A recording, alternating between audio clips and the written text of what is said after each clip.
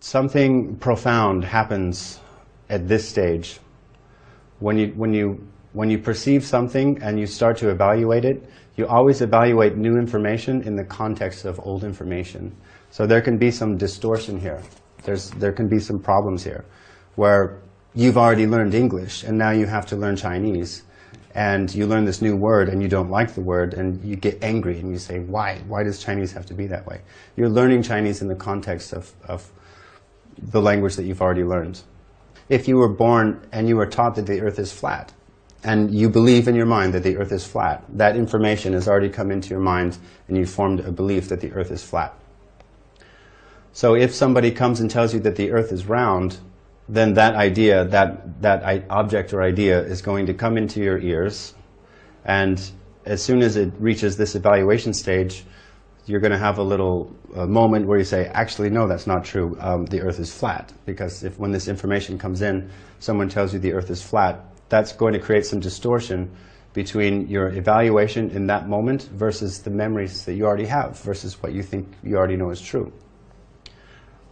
So then you will make deductions, you'll form a conclusion that either support what you already know or weaken what you already know. And in the world of psychology, a basic concept of memory is called a schema, S-C-H-E-M-A. And as you learn the same information again and again and again, that schema will become stronger in your mind. If every day someone tells you that the earth is flat, then that concept will be really big in your mind. But someone will give you some opposing information.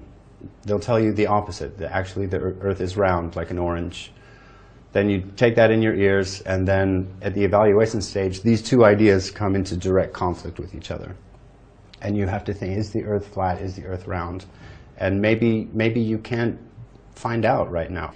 Maybe that opposing information just enters your memory and sort of affects your previously held schema and sort of blurs it or weakens it. So we have the ability to continually spiral into deeper levels of meaning and information. This is an old tale that I think really sort of underscores what semiotics means.